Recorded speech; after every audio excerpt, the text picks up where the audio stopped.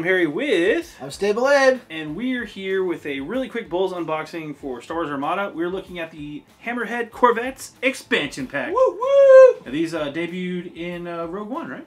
They did. Well, technically they debuted in Star Wars Rebels. Then they made their first movie appearance in Rogue One. But these are official canon. These are official canon, yep. They cool. are not, just to point out, they're not the same as the Hammerhead frigates from Knights of the Old Republic. No, they are not. They are inspired by them, but they are not the same ship. Many people get them confused. All right. Well, there's the back of the box.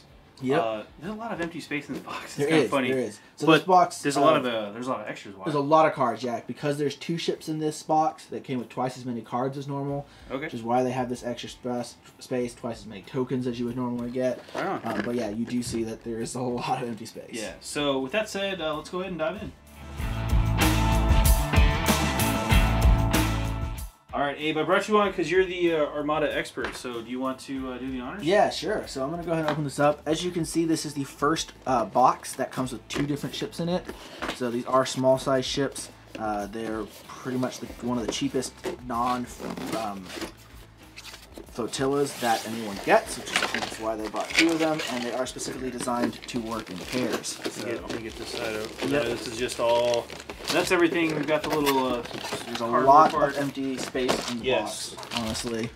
So let's go over what's in the box real quick. Yep. And we'll show this stuff off, and then we'll look at the ships, and then we'll talk about some of the upgrades and stuff. So first off, you get 2 bases, 2 separate command aisles. We don't need to open these up, do we? We've seen them before. We've seen those before. Okay. We've got the contents list to show that off. Yep, we got the contents component list here. This does include the additional rules for the contain icon, the armament dash of 0, and also multiple icon upgrade cards. These are not in the core rules, so that did give them to you with this here. Okay, this baggie that I just opened has your tokens, templates. It's for the ships to show facing and all that fun stuff. And then we've got the 4 ships and all the upgrade cards. We're going to go over these in a second. Yep. But for now, I'm going to move these. I mean, you've seen all this stuff before, right?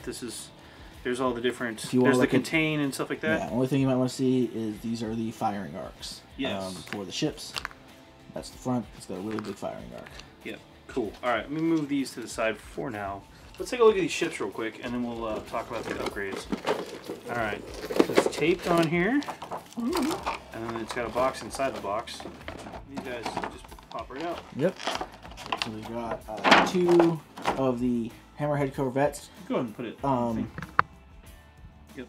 I do think if you look at them, that they are specifically the versions from Star Wars Rebels, not the versions from Rogue One. Interesting. The Rogue One ones actually have upgraded guns on the sides here and here. They have these little turrets that go there. So these are the specific versions from Rebels, which were a little more civilian use. Okay. Though I think they can be used to represent either one. Sure, sure. And I actually believe that they had these done. If I remember correctly, it was the Hammerheads that Industrial Light and Magic, when they were making Rogue One, actually went to the designers from Rebels and took some of their stuff, and they even maybe some to get the designs. So what were they used as in Rebels? So in Rebels, they are the ones that show up in Rebels are actually originally just kind of transports. They're from Alderaan. Okay. And they're not really heavily armed because obviously Alderaan doesn't believe in guns and stuff, and they get stolen by the Rebel Alliance. Right on. Princess Leia kind of comes by. Them. She brings them to deliver supplies, right? And then the rebels conveniently know about this and steal them. Oh, so they end up getting all the supplies. They get supplies and all that. So it's kind of this. It's a neat little covert operation where obviously Alderaan can't be seen to directly supply the rebels, so they have to let their stuff get stolen. Well, they don't have guns. Right, and you know, just like Batman, you may not believe in him, but he believes in you. He does. So those guns. Yep. You might not believe in guns, but those guns totally believe in Alderaan. Totally, yeah. So the rebels get them. They give them weapons and stuff, and then as you can see, they become pretty prevalent in the rebel fleets. Yeah. I just want to call out too. Again, the line work on these ships is really sharp, really crisp. The paint jobs on them are fantastic. I like them. I like just as models. Yeah. They look really good. So they're really cool little models. Yeah. And you can see the engines are actually painted on the inside, which is kind of neat. They don't do that all the time, but yeah, you can leave it down here.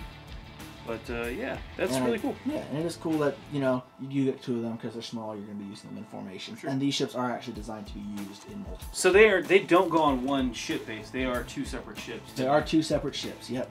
Nice. Can you take just one? You can, absolutely. Yeah.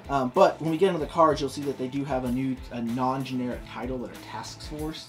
Oh, okay. So if you have multiple ships with the same task force title, then they get to do some interactions. We'll go over those in a second. Well, let's go ahead and jump into those real quick. Go ahead and let's do the ships first. Yep. So let's lay those out. So real quickly, you get two versions of the Hammerhead Corvette. You get the Scout Corvette and the Torpedo Corvette. The Scout Corvette is kind of a long-range skirmisher here. If you want, these are most closely going to be compared to the Blockade Runner or the Cinematic Corvette. So they're a little bit. I mean, they're the same, essentially the same design. Yeah, a lot of the same idea. But these guys actually are a little tougher. They have more hull, but a little less shielding on the sides.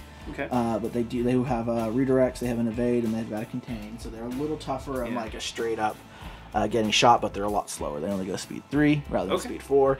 They don't have any rear guns. And the Hammerhead Scout Corvette is kind of a long-range skirmisher. Okay, the one that sits back and shoots. Yep, it's got some red dice on the front. The Hammerhead Torpedo Corvette is a close range, get in there with black dice at point-blank range dice.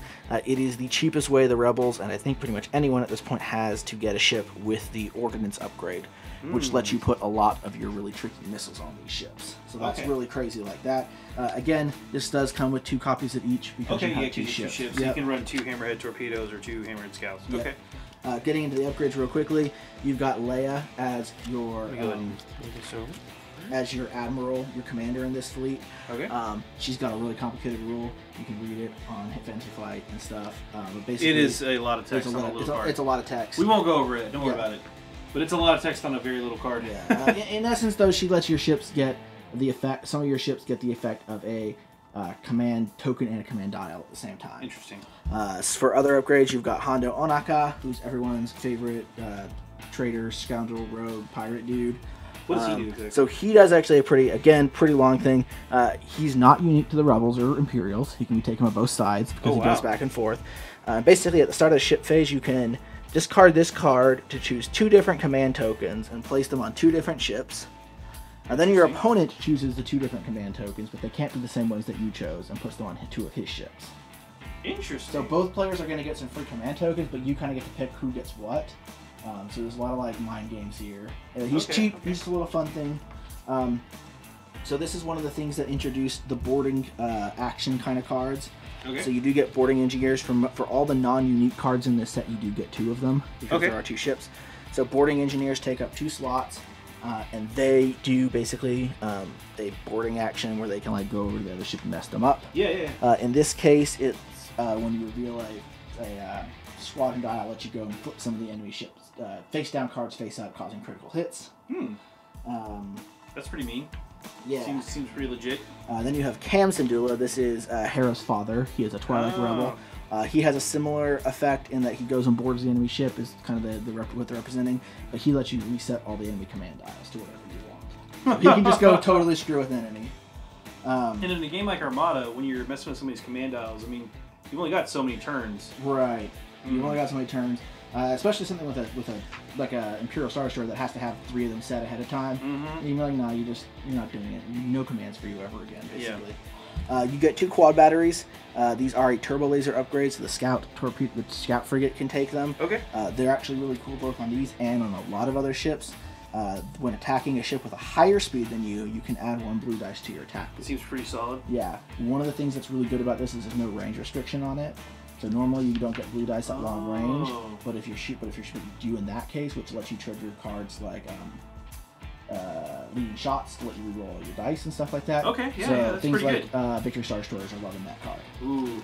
You've got external racks. This is a really great cheap card. It's 3 points. You can discard this card when you're attacking to add 2 black dice to your attack. Seems good. So point blank. Point blank. Is that a range restriction or no? It's at close range. At close range. So you have to do it at close range, but there's like a 13-point card that always lets you add 2 blast dice, but that's if you're going to shoot every turn. Most of the time, you're only going to get like 1 black shot. So with that Torpedo Corvette, you can make that suddenly have like a 6 dice attack at point blank range with a concentrate firepower for very cheap. Seems good. Then we've got our titles. We've got the Geral's Honor title. This is the only unique title. Okay. When you ram an enemy ship, basically, you give them a face-up card instead of a face-down card, so they get a crit. Critical. Yeah. Yeah. I was interested to see that they did not put Lightmaker as a title. Lightmaker is the actual Hammerhead Corvette from Rogue One. From Rogue One, okay. Yeah, so it's interesting that it's not in here. And then we have the 2 Task Force cards, so there are 2 of each of these. So here's Task Force Organa. Yep. They can't see that one yet, so Okay. we'll come back to it. So Task Force Organa, basically these are non-unique titles. So you give them to each ship, and when you're attacking, you can choose and exhaust a copy of this card from another friendly ship at distance 1 to 3, and that lets you reroll 2 of your dice. That's kind of cool. But however, if this card is exhausted, you cannot attack others. You cannot attack. So you want to attack with a ship, and then attack with another ship and exhaust the other ship's card, basically. Okay, yeah. okay. So you want to order your attacks correctly. Yeah, you got to order your attacks. It's not this one, Task Force Antilles, which we're going to see right now, is actually a much better version, I think. So basically, it's when you suffer damage from an attack, you can choose and exhaust a copy of this card on another friendly ship, again, so this is rewards you for having several, within distance of 1 to 3, and if you do, that ship suffers one of your damage. Okay, so you can pass off the damage. You can pass off the damage. While this card is exhausted, you can't spend engineering points to regain stuff, but it's not that bad. So one of the examples they've used and people have done is if you have like 4 or 5 of these ships, yeah, and they're like, I shoot you for 10 damage, and you're like, okay, like I divert half that damage to friendly ships. Yeah. You put them on, their rear shields or something that doesn't matter, and then you survive instead of just dying. Right. So that's all the upgrades on this ship. This is a great addition to the Rebel fleet. Lets them get some really cool, cheap torpedo ships in, and another skirmisher ship. Which, cool, yeah. So again, just this, the big comparison again to the CR90 compared to this one. Obviously, CR90's got speed, little less hull.